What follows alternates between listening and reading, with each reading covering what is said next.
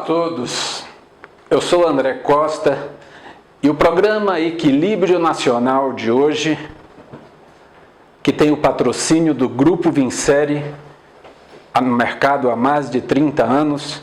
Você pode obter informações no site do Grupo Vincere, www.grupovincere.com, ou pelas redes sociais do grupo no Instagram, @Grupo Vincere. A temática de hoje do programa Equilíbrio Nacional, transmitido pela TV Vincere e simultaneamente pelo YouTube, pelo Facebook, nós vamos fazer uma análise sobre o resultado das eleições presidenciais de ontem. Aqui ao meu lado está o Dr. Newton Marques. Ele é doutor em economia, comentarista, cientista político e também apresentador de programas de economia na própria TV Vincere, integrante do grupo. E nada melhor do que, ninguém melhor que ele para trazer essa sua experiência, essa sua tão longa jornada nessa temática, né, do Newton? É verdade. É uma satisfação sempre estarmos juntos. Mas vamos fazer um programa diferente, um bate-papo.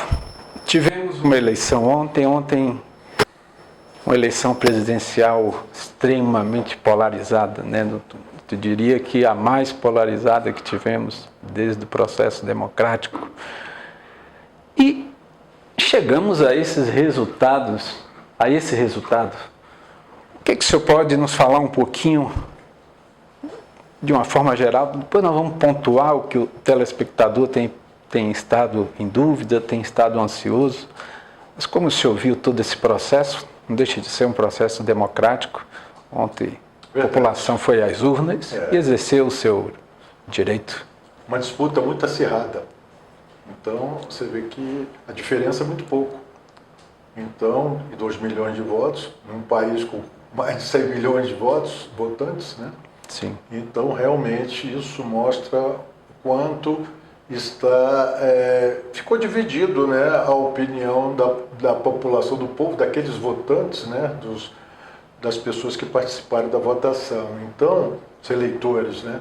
Então, eu acho que nunca houve uma situação como essa, né? Apesar de que teve uma época, né, da Dilma com o Aécio Neves, né? Sim. Mas essa daí foi algo que foi muito discutido pelos analistas, foi muito visto pelo mercado internacional, mercado nacional e mercado internacional, porque se coloca como se fosse direita contra a esquerda aqui no Brasil, né? Apesar que eu tenho minhas dúvidas com relação a dizer que é uma esquerda convencional, né? A direita está clara, mas eu poderia dizer que é um centro-esquerda, seria algo, porque ainda mais que o vice-presidente é o Alckmin, não tem nada de esquerda, né? Então, e tem partidos que também se coligaram, e não necessariamente a gente poderia dizer que é partido de esquerda, né? Mas é visto como essa polarização. Então, isso aí realmente foi algo que foi uma disputa muito acirrada, e isso daí gerou, né, um ânimo, né, muito concorrencial, né? Então, isso daí gerava até um certo desconforto em algumas localidades, porque ficava nítido que o Lula tinha vantagem no Norte e Nordeste, enquanto que o Bolsonaro tinha no Sul-Sudeste. Então, isso ficou polarizando, tipo assim, a luta contra o Norte e o Sul, né? Alguma coisa assim. Quando, na verdade, é por conta justamente de políticas que foram feitas no passado, porque o Lula é a terceira vez, né? Sim. E o próprio Bolsonaro, que adotou uma política chamada liberal, nada de assistencialismo, enquanto que do Lula é intervencionismo e mais assistencialismo. Então, isso acabava criando uma dicotomia. Então, isso aí ficou muito marcante nessa eleição. O senhor, vamos falar ainda da conclusão das eleições, o senhor falou da eleição da Dilma com Aécio, que chegou a uma diferença de 3 pontos percentuais, 3 e alguma coisa, essa foi 1 ponto alguma coisinha. Tivemos uma abstenção que se esperava reduzir, mas se manteve ali nos 20%. Então, de fato, ela foi uma eleição voto a voto. Mas é curioso que ali nós temos, não primeiro até aqui, por estados, o Lula conseguiu um estado estratégico, é Minas, né? É verdade. E ali, no primeiro turno, ele teve uma certa vantagem. E o atual presidente Bolsonaro, com todo o apoio ali do governador de Minas, não conseguiu reverter ali. O Lula ainda ficou à frente bem menos do que no primeiro, mas ficou. E Minas é um estado extremamente estratégico. Né? O que o senhor, de repente, poderia... E também, de uma maneira geral, o Norte, naturalmente, foi Lula, e o Nordeste, em massa. Né? Todo o colégio eleitoral, Bahia, o 4º colégio eleitoral, deu uma diferença absurda. E é curioso que você falou Minas, porque Minas elegeu o governador, reelegeu o governador Zema, e o presidente Bolsonaro apostou que ele tinha uma liderança junto aos prefeitos, que ele conseguiu reunir um número grande de prefeitos, e isso não conseguiu reverter. Então isso mostra que os votos estavam quase que já tinham sido conquistados antes do que depois que o Bolsonaro pediu a ajuda do Zema. Então, é como se fosse assim, um voto de cabresto, né? Aí essas pessoas falaram assim, não, vou mudar mesmo que o governador que nós ajudamos a reeleger, e os prefeitos, ou o prefeito, né, da localidade, solicitou, e eles continuaram fiéis à proposta do governo Lula, lembrando dos governos passados também, porque tem muita coisa também, não adianta a gente achar que é a proposta, mas também é o passado. Sim. O passado, o Lula surfou em ondas boas, né? Então teve 2 períodos muito bons, e isso daí obviamente ficou na memória, né, de muita gente. Sim. Então isso daí favoreceu bastante esse ganho lá em Minas Gerais. O Nordeste, ele já era esperado toda essa questão, né? O Lula fez um trabalho no Nordeste bastante intenso. Você vê que mesmo com a transposição do Rio São Francisco, que foi concluído pelo governo Bolsonaro, não foi tão sentida, né? Não. Ou que mudasse o voto. Quer dizer, sentido foi, mas que mudasse, provocasse uma alteração no voto. O senhor acha que mesmo dentro dessa polaridade, mas havia esse anseio de voltar? A população parece que está na memória do governo lá atrás, do primeiro governo, segundo do Lula, como o senhor falou, que surfou numa economia bastante crescente, favorável.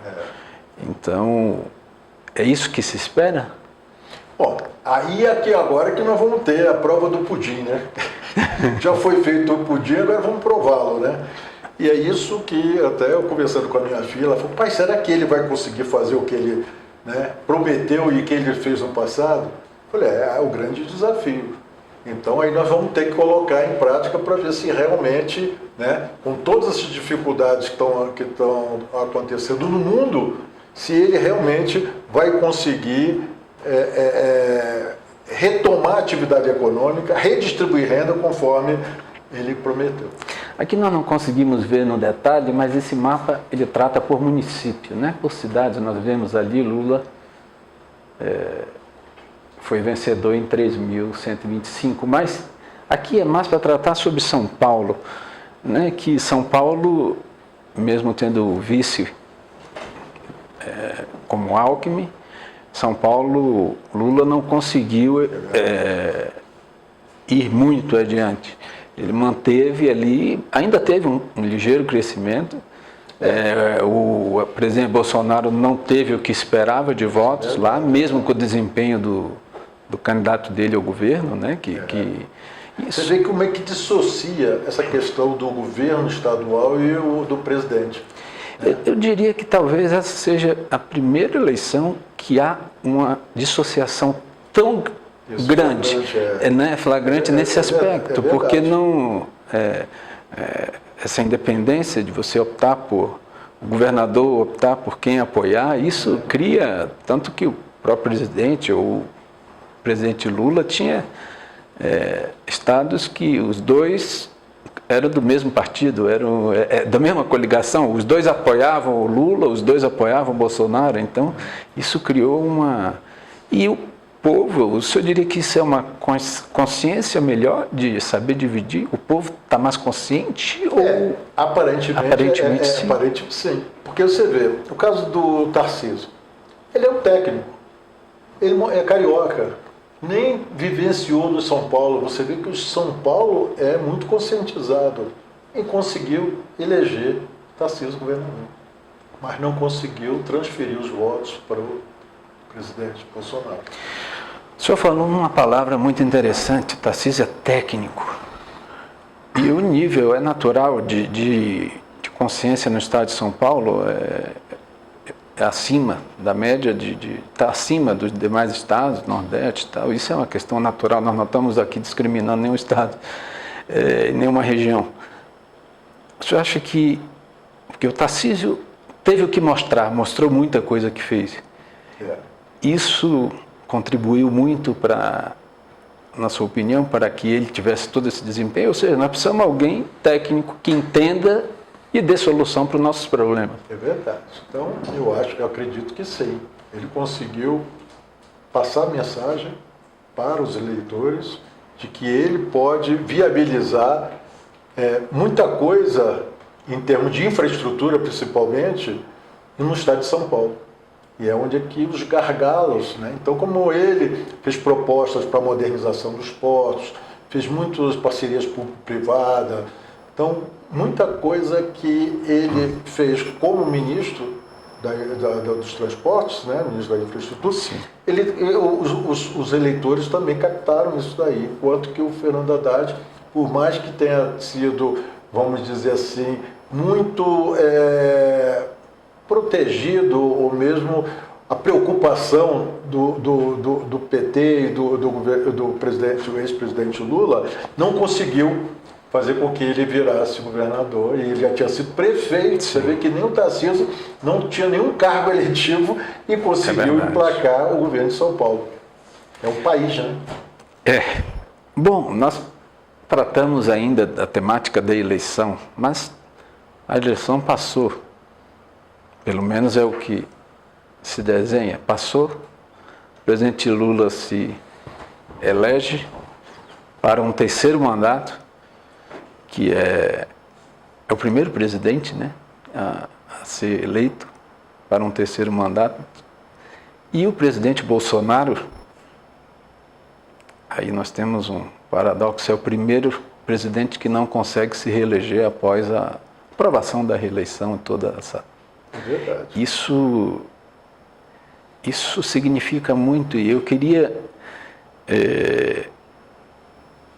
eu diria que o discurso do presidente da Câmara, ele deixou várias mensagens. O senhor poderia comentar um pouquinho sobre...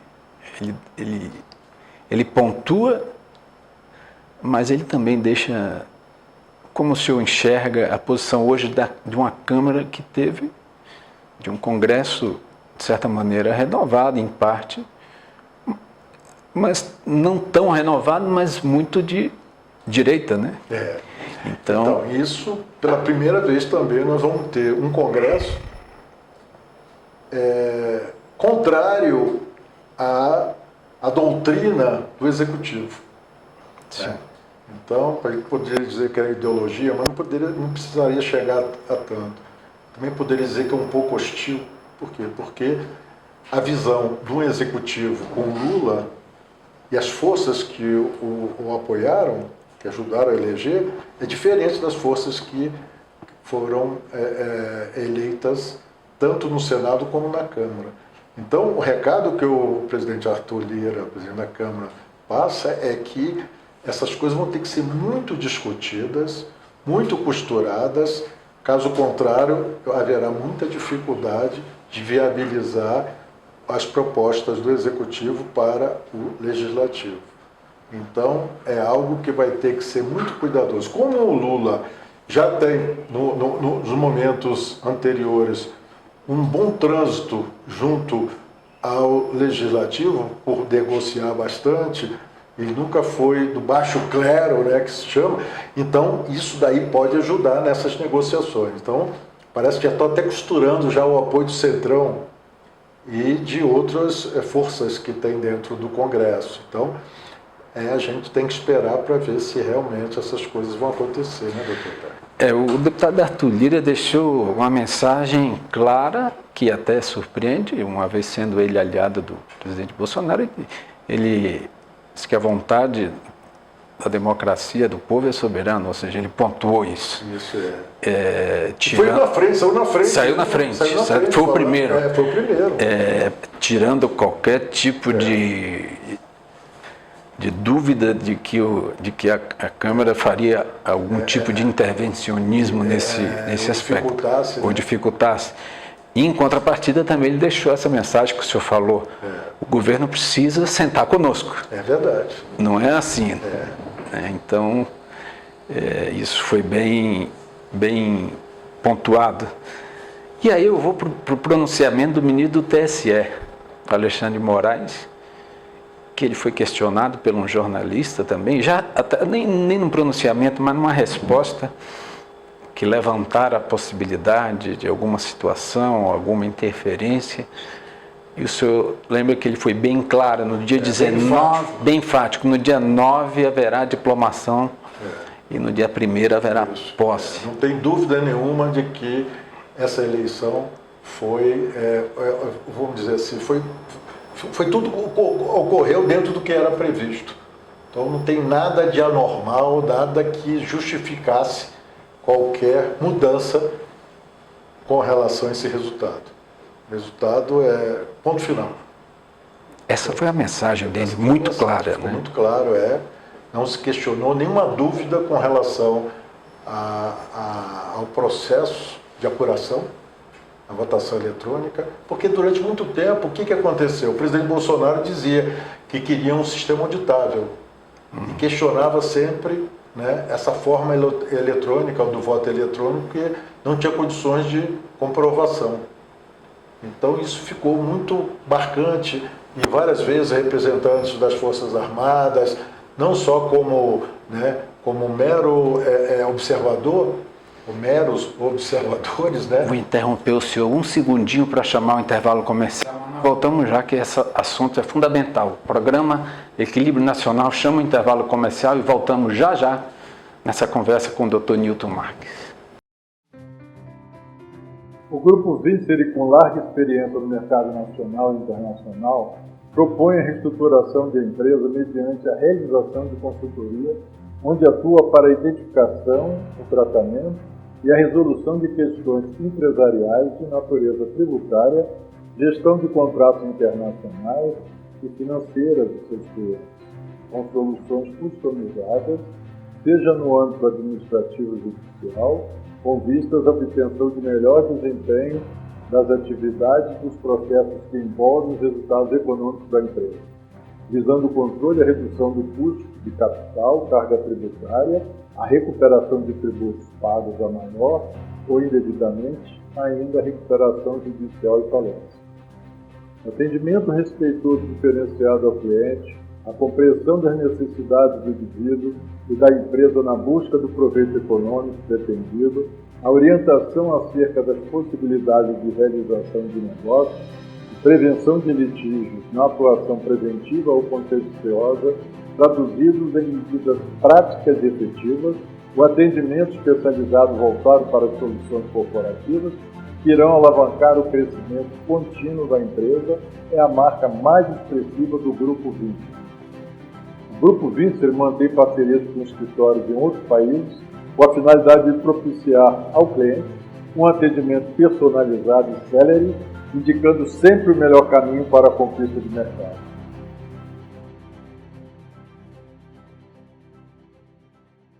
O programa Equilíbrio Nacional, que tem o patrocínio do Grupo Vincer, volta do intervalo comercial com essa conversa sobre o processo da eleição presidencial de ontem e seus reflexos com o especialista, doutor Newton Marx, doutor em economia, cientista político. O senhor estava falando antes do intervalo sobre a questão enfática do presidente do TSE.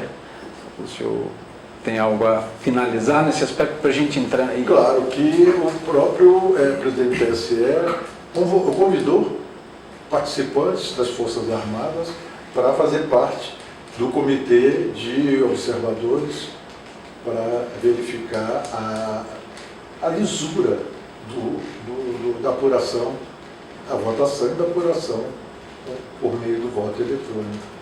Então, isso não teve dúvida nenhuma, por isso é que o presidente do TSE colocou na sua fala essa observação de que o resultado não tem nenhuma alteração a ser feita, porque ele foi feito dentro de tudo que se imaginava do ponto de vista da apuração, se não ter nenhuma dúvida, né?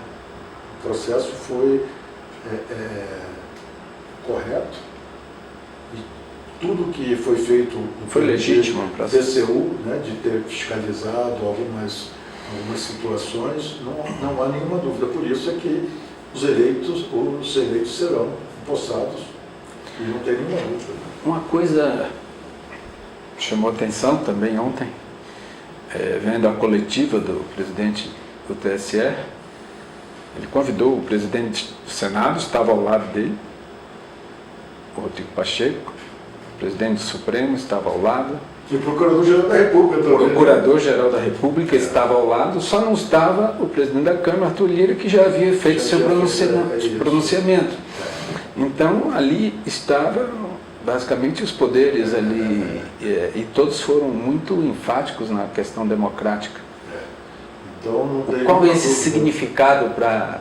Isso é um significado forte, essa... Isso, para mostrar, você vê que a OAB foi convidada. Sim, o presidente da OAB estava lá também, entendeu? Tinham vários ministros supremos. Isso, para justamente mostrar que as condições legais, institucionais, estavam colocadas e não havia nenhuma dúvida, e todos foram convidados para que participassem dessa decisão, dessa comunicação que deveria ser feito, que era obrigação do presidente do Tribunal Superior Eleitoral, né, dar satisfação a partes relevantes da sociedade, né, e da institucionalidade também. Então, deu esse aspecto, né, essa conformidade para dizer assim, olha, todos os representantes relevantes da sociedade civil e daqueles poderes constituídos, que estão dentro da Constituição, para mostrar que tudo foi legal. Dito isso, é esse o resultado que nós temos da eleição. O ex-presidente Lula reeleito presidente pela terceira vez. É verdade. E vamos aguardar esse novo governo. Vamos falar um pouquinho do pronunciamento do presidente eleito Lula. Ali foi um pronunciamento muito também pontuado, muitas coisas, um pronunciamento até extenso para ele, não de improviso como ele costuma fazer, mas algo totalmente preparado.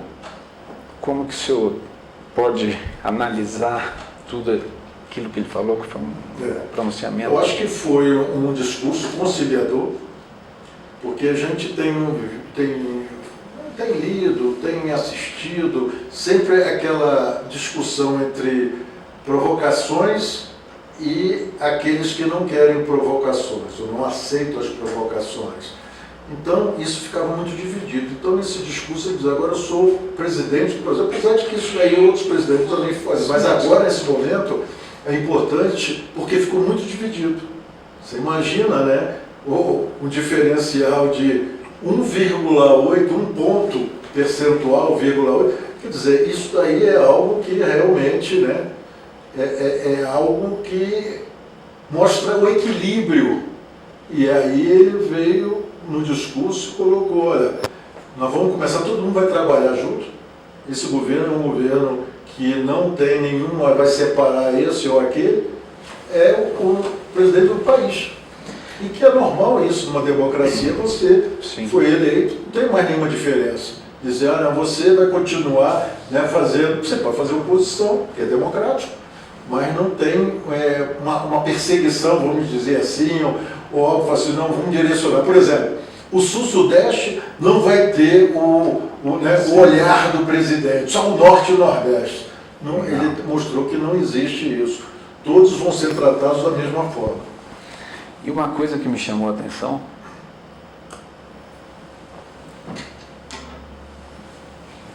foi internamente no discurso dele, no pronunciamento dele, ele abraçou toda a população e abraçou a todos, mas ele deixou claro que ali não se elegeu um governo do PT e citou que dentro da própria coligação ali, os que estavam juntos, não é o PT de origem, né? Nós temos ali temos o Alckmin como vice, nós temos ali um governo de coalizão. Um governo de coalizão. Você vê que isso acontece com os países desenvolvidos. Sim. Não é? Você não consegue nunca a maioria. É difícil alguém conseguir a maioria. Então tem sempre governo de coalizão. Então, aqui é um presidencialismo, você não tem, né, o parlamentarismo como é a maioria dos países, né, europeus, né, no caso dos Estados Unidos, não é presidencialismo. Mas ele queria mostrar que justamente aqui é um governo de coalizão. Então, isso é muito importante, porque juntando várias forças de diversos matizes, isso ainda fortalece a Itália. Talvez por isso é que o mercado financeiro e o mercado de capitais absorveu essa eleição. Já estava precificado, que é um termo que é muito utilizado, né, doutor André? Sim. E depois nós vimos um país, mas vamos falar muito se falou dos institutos de pesquisa. E tivemos alguma variação no primeiro turno, que sempre mas nesse momento do segundo turno, da polarização, os números foram muito próximos, né, do que havia sido explicitado pelos institutos de forma geral. É importante na democracia, você ressaltou muito bem, que a gente precisa de alguns indicadores, alguns termômetros, e as pesquisas eleitorais não podem ser descartadas. Aquela ideia de criminalizar, como estava surgindo uma discussão no Congresso, deve cair por terra, porque mostra que não existiu uma tendência, e sim é uma questão de uma técnica amostral. Então, esses institutos de pesquisa, eles investem bastante na amostragem. E é isso daí que confunde muito as pessoas, porque a amostragem, o nome está dizendo, você não tem o universo. Você tem uma parte do universo. Agora, qual é essa parte? Tem que ser uma parte representativa. Você não pode ser tendencioso. A gente costuma dizer que o processo tem que ser estocástico. É um termo até utilizado muito entre os economistas, ou seja, não é determinístico.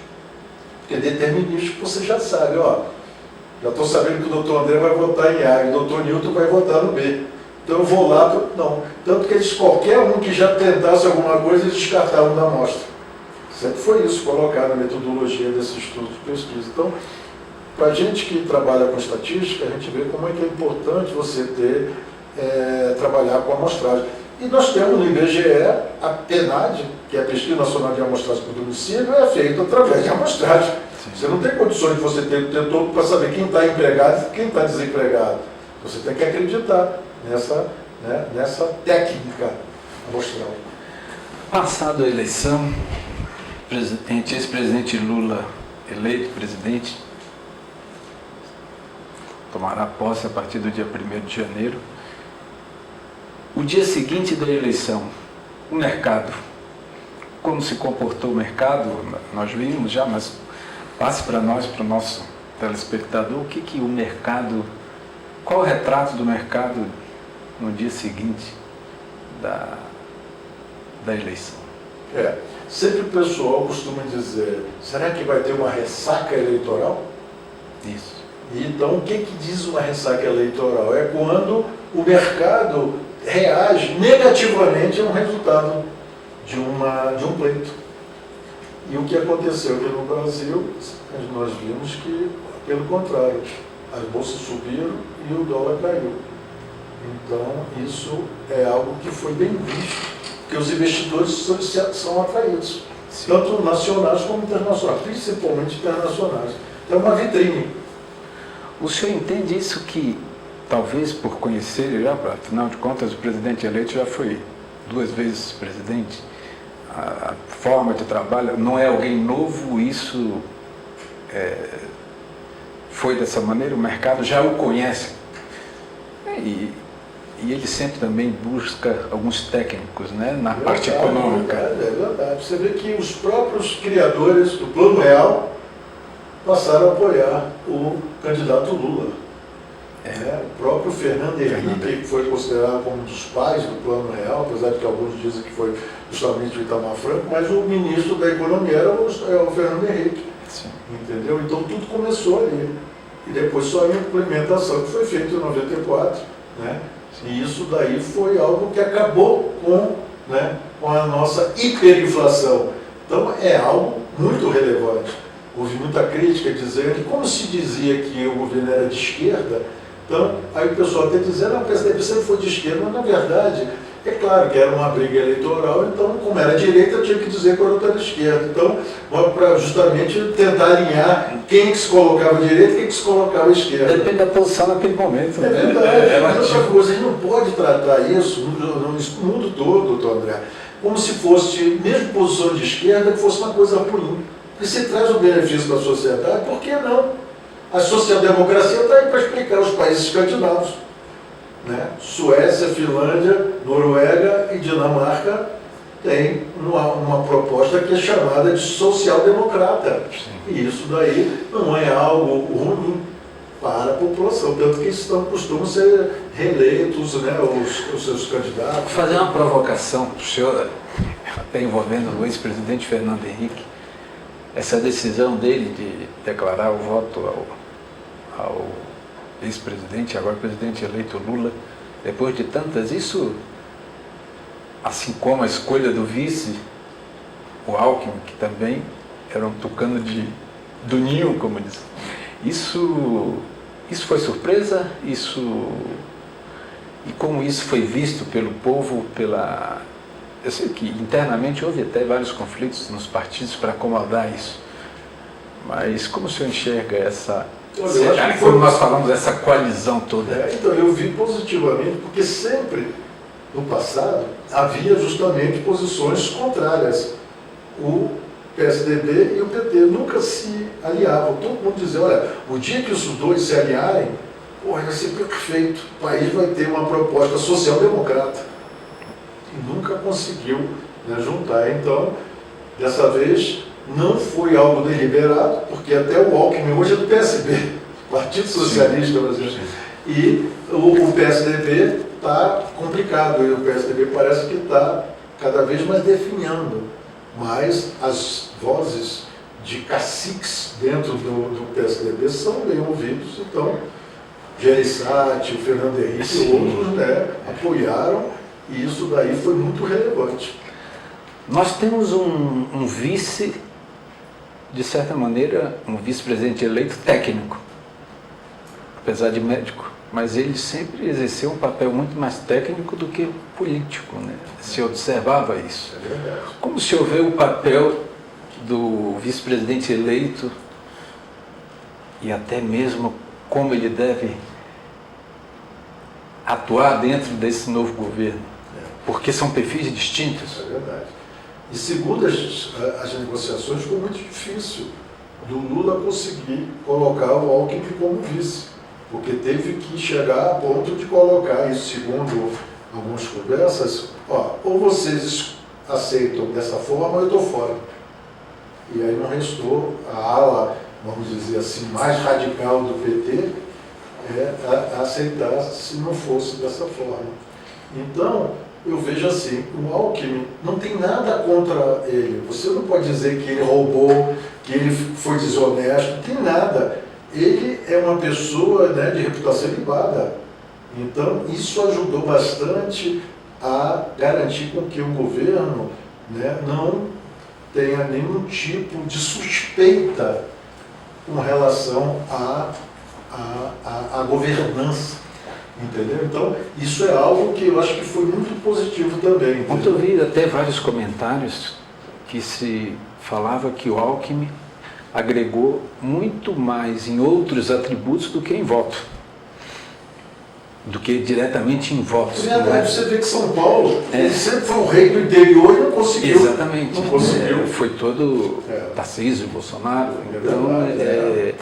Então, isso é pertinente, isso foi bem direto. Ele agregou outras situações como essa. Ele não tem nenhum estereótipo de negativo comprovado, carimbado. E leal, né? É. Porque o pessoal fica dizendo, mas depois que acontecer, ele vai, ou o PT ou alguém vai cometer. E eles têm um acerto que todo mundo está afinado. O senhor vislumbra que teremos um vice-presidente com um certo protagonismo dentro do governo? Todas as vezes critica, né? O vice, você já viu um vice com nome de praça, essas coisas todas, essas brincadeiras? Mas parece que o papel que ele vai ter é um papel prominente. Segundo, né, se coloca, vamos ver, né? Sempre nós temos que fazer assim, nós temos que pagar para ver, mas é algo que já está sendo prenunciado então, com relação de que ele, tanto que você vê que ele faz questão, ele não é um vice, como foi o caso do vice, por exemplo, do presidente Bolsonaro. No início o Mourão apareceu, depois começou a ser, né? Foi até a pessoa dizer que ele era conhecido como melancia, né? Sim, é verdade. Então, nós vamos chamar o intervalo comercial de novo e vamos gravar mais um bloco, porque essa conversa, ainda temos alguns pontos fundamentais. O programa Equilíbrio Nacional chama o intervalo e volta já com o Dr. Newton Marques. Olá a todos, eu sou André de Souza, sou presidente do Grupo Vincere e hoje eu quero me dirigir a você que está nos assistindo, que um dos projetos mais recentes do Grupo Vincere, que se iniciou em 11 de julho, ou seja, nós não temos 90 dias. A TV Vincere, uma TV feita para você. E o Grupo Vincere está muito feliz. A nossa equipe está muito alegre, entusiasmada com esse projeto, porque temos visto e recebidos grandes feedbacks positivos acerca desse projeto. Um canal, um veículo de comunicação criado com um objetivo, com o escopo propositivo de levar a você o que há de melhor da informação, do conhecimento e de várias temáticas que nós consideramos como valores para nós, valores para o grupo, valor para a TV e valor para você, nosso telespectador.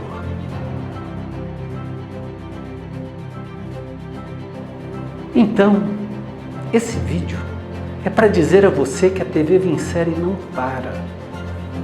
Nesse pouco tempo, esse mês nós fizemos toda uma reestruturação da nossa parte de produção e coprodução, para que você possa ter e assistir aquilo que há de melhor. Nós já temos 7 programas basicamente na nossa grade. E eu quero dizer a você, o Grupo Vincere, através da Vincere Comunicações, que envolve a TV Vincere, vai trazer e já está trazendo novidades para você. Novidade em todos os aspectos, novos programas. Os programas já existentes estão sendo reestruturados. Eu vou porque eu não me contém de entusiasmo. Eu vou dizer a você, que até o próximo mês nós já estaremos com um podcast Vincere com vários quadros e temáticas. Nós buscamos seguir a tendência e a tecnologia no formato que o mercado que você precisa. E você pode estar se perguntando, mas não cabe ou não cabe no meu bolso? E eu te afirmo, cabe no seu bolso. E nós vamos fazer o seu bolso ficar mais robusto. Esse é o nosso propósito também. Nós falamos muito de sucesso, mas nós não só falamos de sucesso, nós praticamos o sucesso, nós vivemos o sucesso, nós vivemos o entusiasmo. Então você, empresário, médico, profissional liberal, médico, sua clínica, advogado, toda profissão, você comunicador também tem espaço. Nós respeitamos todos os meios de comunicação. Trabalhamos dentro da ética profissional. Mas nós temos o nosso jeito TV Vincere de ser. Esse é o nosso jeito. Nós não estamos dizendo que é o melhor, mas uma coisa eu posso te garantir, é feito com muito amor, com muito profissionalismo. E é onde há dedicação, profissionalismo e amor, há sucesso. Então eu te convido, venha, aproveite esse mês e o outro mês nós estamos em campanhas extraordinárias para você fazer parte da TV Vincere. Depois, pode não ter espaço. E aí sim, fica um pouco mais difícil. Mas a TV Vincere sempre vai estar de braços abertos. Como o Grupo Vincere há mais de 30 anos, está sempre de braços abertos para você, que é o nosso cliente, que é a razão da nossa existência. O nosso foco é você. O nosso foco é você, cliente. O nosso foco é você, telespectador. O nosso foco para você, telespectador, essa mensagem, é levar para dentro da sua casa um canal de TV, uma TV onde você vai liberar, você não terá restrições com seus filhos. Eles poderão assistir com tranquilidade. É algo feito para o desenvolvimento, o crescimento deles também. Porque se você nos permitir entrar na sua casa, vamos imaginar o que um meio de comunicação faz. Ele entra na sua casa. Se você tiver uma TV no quarto, ele entra no seu quarto, ele entra no quarto do seu filho, da sua filha. Isso há de se ter muita responsabilidade. E eu convoco a todos, venham todos juntos para a TV Vincere, uma empresa do Grupo Vincere. O programa Equilíbrio Nacional volta com o Dr. Newton Marques, nessa conversa maravilhosa, que estamos tratando e avaliando, né, doutor? Como vai ser a partir de 1º de janeiro. É uma coisa que é fundamental hoje deixarmos registrado. A manifestação dos líderes internacionais, observamos como o senhor vislumbra diversos líderes se manifestaram e o que isso na prática significa para essa eleição? Isso é uma coisa muito importante, doutor André, porque todas as vezes que a comunidade internacional se manifesta de forma com que os principais líderes da economia mundial se manifestam favoravelmente, isso dá um respaldo maior para aqueles que estão assumindo o país. Por quê? Porque vai precisar de uma cooperação internacional. Ninguém, nesse processo de globalização, consegue se virar como um ermitão. Uma crítica que é feita ao governo Bolsonaro é de que ele se isolou. Você vê que na participação dos movimentos dos principais países internacionais, o Brasil ficava às vezes de observador, nem tinha uma voz ativa. Então, se por acaso eles se manifestam rapidamente apoiando, tem dois tipos de avaliação. Uma é que reconhecem como legítimo. Segundo, é que eles vão cooperar com o Brasil e o Brasil vai cooperar com esses países. Ou seja, isso é que é a grande sacada, vamos dizer assim, grande mensagem de um comércio mundial. É mão dupla. Sim. Ninguém pensa que pode só, né, vender, mas vai ter que comprar. Então é esse movimento e essa movimentação de capitais, tudo isso daí envolve uma boa relação internacional. Infelizmente, o governo Bolsonaro estava devendo isso daí. Você vê que ficou muito a desejar isso daí. Isso é ruim, porque a partir do momento que você não tem uma inserção no comércio mundial e uma boa relação com os países, aquele negócio da queimada da Amazônia, por exemplo, tanto que já a Noruega já disse que vai liberar o fundo financeiro do Brasil. Então, tudo isso daí envolve. Então, eu acho que foi muito importante os principais líderes mundiais apoiarem a eleição do presidente Lula. Porque se por acaso, vamos supor... Apoiar o resultado. O resultado.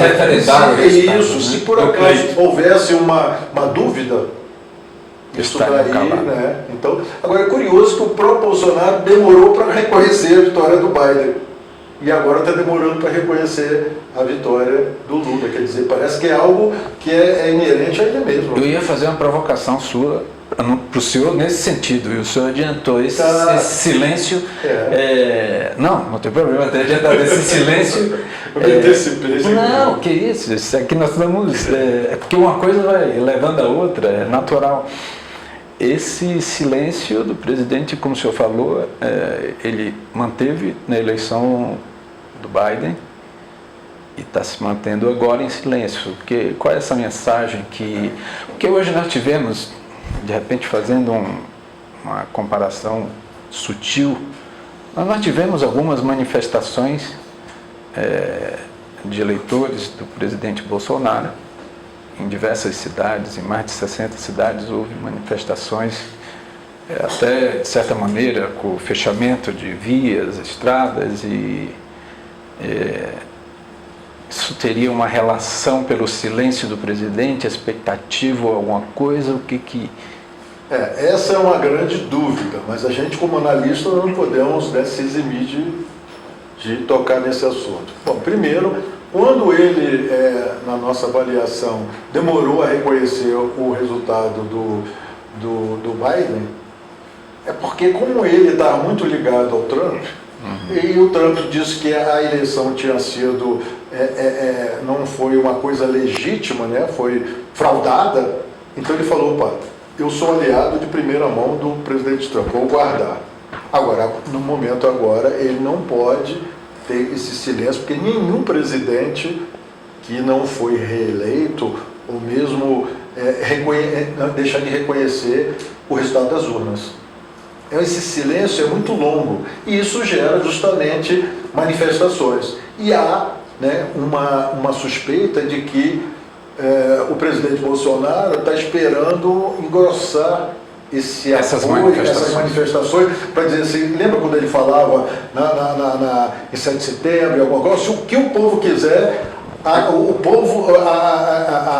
vontade do povo, a vontade, né, o presidente vai dizer, a força emana do povo, a força do governo. Então, o que não deixa de ser um paradoxo, porque as urnas é o resultado da vontade do povo. Os próprios dirigentes da Confederação, por exemplo, dos transportadores rodoviários, já se manifestou. Aquele Chorão, que é um líder também, que era um dos envolvidos naquelas paralisações, também já disse, acabou, já tem resultado. Eu vou puxar um assunto agora que trata disso, até uma questão recente agora, de última hora. Bom, nós temos a polêmica da Polícia Rodoviária Federal desde ontem, e o diretor foi chamado ontem pelo TSE por possível descumprimento de decisão, que estaria obstruindo, criando situações. E ao mesmo tempo agora a própria Polícia Rodoviária Federal, isso é agora, nesse momento está ocorrendo, ela está desbloqueando essas manifestações, ela está intervindo para fazer esses desbloqueios e deixar a vida fluir naturalmente. Então é mais um ponto que me parece que ontem foi uma linha de corte, ontem foi ontem e hoje é outro dia. E não tem razão de ser. Ontem você podia até alegar que era a qualidade dos pneus, a segurança dos ônibus, né? É defensável. Mas apesar de que o TSE disse que não se importasse com isso, tanto como estava sendo importado. Mas o caso agora é um caso que já tem um presidente eleito. Então agora a Polícia Rodoviária, se por acaso tratasse de forma diferente, então ele estaria do lado dessas manifestações, Não, então ele teria que mostrar, porque o papel do funcionário público, eu como sou aposentado do Banco Central, a gente é servidor do Estado, doutor André. Sim. A sociedade paga o salário para nós prestarmos uma função ao Estado e não ao governo. Então os governos se passaram ao longo dos meus 30 e tantos anos e nunca tomei partido por um governo A, B, C ou qualquer que seja. E isso é uma coisa que acontece nas democracias do mundo todo. A Polícia Rodoviária tem que atuar como funcionário do Estado. Nós tivemos uma eleição diferente, isso nós podemos, isso já está mais do que constatado, mas a vontade do povo é soberana. Não foi comprovado, pelo que o senhor falou e pelo que se viu, nada sobre o processo. Agora, fazendo o senhor falou lá atrás do presidente americano, do ex-presidente americano, Trump, que também não conseguiu a reeleição, e os discursos são muito semelhantes do nosso presidente com ele, não tendo tido êxito nesse discurso, o presidente Trump, à época, porque talvez a insistência do presidente Bolsonaro em manter um discurso que não resolveu a vida do presidente Trump à época. Verdade. Talvez seja uma assessoria que não consegue convencê-lo, ou ele mesmo é rebelde, que parece que muita coisa que ele fez foi a revelia. Quando a pessoa falou assim, olha, você tem que ser menos agitado, falar menos besteira, falar menos palavrão, e ele falava as coisas e o público, os seus seguidores, achavam isso interessante, que ele era autêntico. Então talvez isso daí aconteça, entendeu, doutor André? E aí ele não conseguiu realmente essa liderança que ele gostaria, mas 58 milhões de votos é muito voto. A produção está passando agora que é notório em toda a mídia internacional a volta do ex-presidente Lula ao Palácio do Planalto. Então isso continua. Agora, nesse momento, as repercussões internacionais de líderes e de todas as entidades, isso me parece que fortalece mais ainda o ex-presidente e presidente eleito Lula. E o que se esperar? Eu vou puxar agora, o que se esperar desse processo de transição? Esse aqui é o grande problema, porque quando você tem um governo que está saindo, que ele quer ser cooperativo, para aquele que está entrando, essa transição é feita, se você for ver, as transições foram feitas de forma pacífica. Agora, nós temos agora um fato novo, que é a demora do presidente em reconhecer o resultado. Então, isso deve dificultar essa transição. A não ser que ele realmente, isso daí foi algo que ele ainda está pensando, assimilando, e aí ele chega ao ponto, o negócio agora eu tenho que reconhecer que está sacramentado. E aí muda, mas isso fica na dúvida, é uma dúvida. E o que se esperar tudo transcorrendo dentro da normalidade, haverá diplomação, como o presidente do TSE falou, haverá posse e haverá um novo governo. E segue a vida. Verdade. E o que se esperar desse novo governo, me parece ontem, não sei, existe um Lula. Bom, todos nós mudamos e amadurecemos, isso é um processo natural. Existe um Lula diferente, existe um Lula mais maduro, existe um Lula mais do que dos primeiros mandatos. Houve algumas pontuações que, ou isso faz parte dessa visão de coalizão que acaba passando essa imagem de não um governo PT, mas um governo, como nós estamos falando de coalizão. É isso que nós, como analistas, acreditamos, porque ele sofreu bastante com os problemas que aconteceram no governo dele e no governo da Dilma, porque se dizia que ele tinha colocado a Dilma justamente para voltar. Aí depois teve toda aquela situação e que aquilo trouxe muitos dissabores, tanto que na eleição, pessoal, até hoje, assim, nós elegemos 60 milhões, elegeram um ladrão, ainda tem essa pecha. Então ele tem que desfazer isso, desconstruir essa imagem, já está mais velho.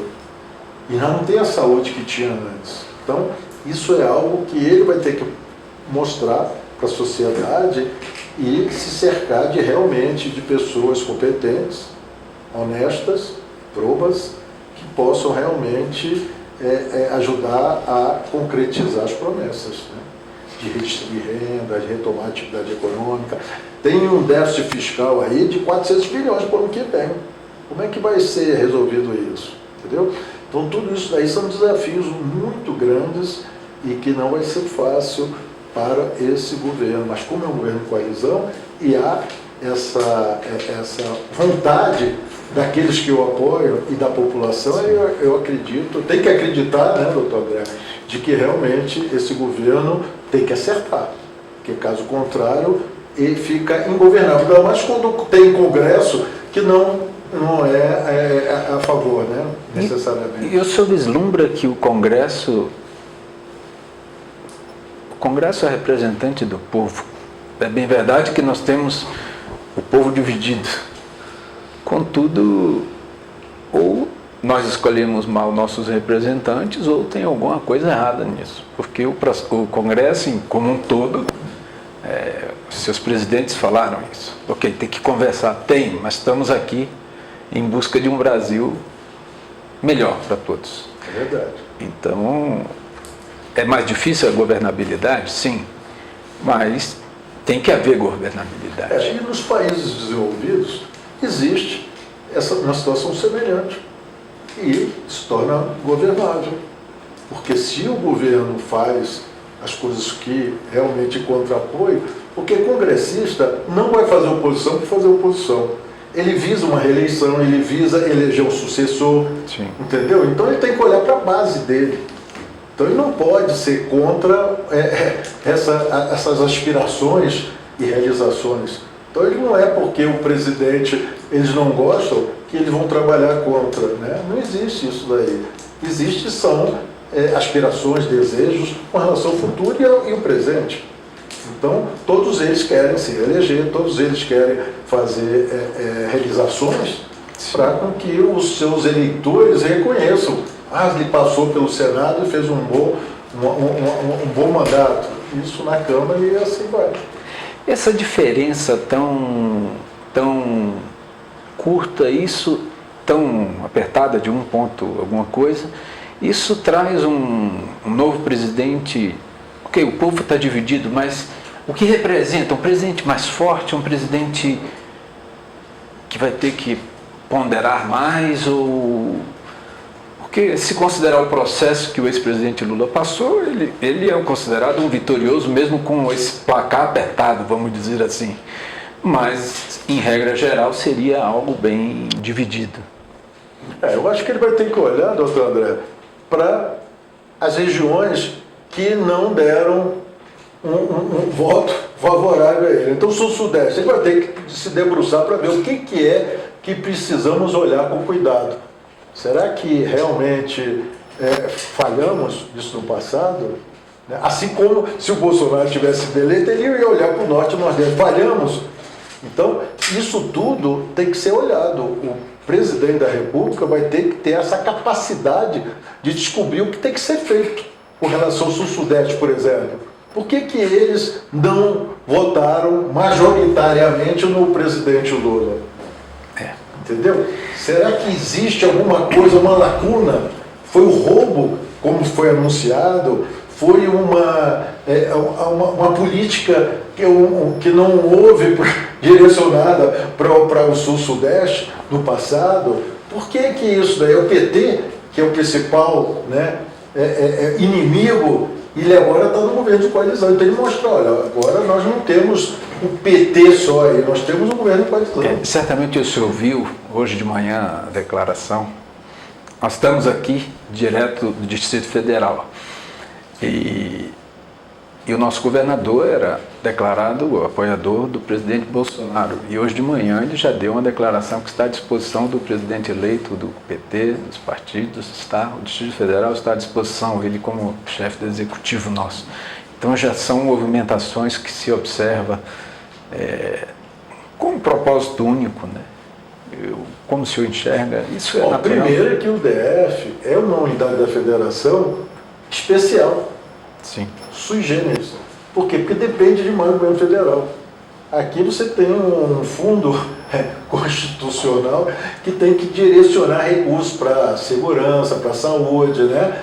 Para educação. Então tem muita coisa que o governo federal ou o governo do DF somente sozinho ele não consegue suportar.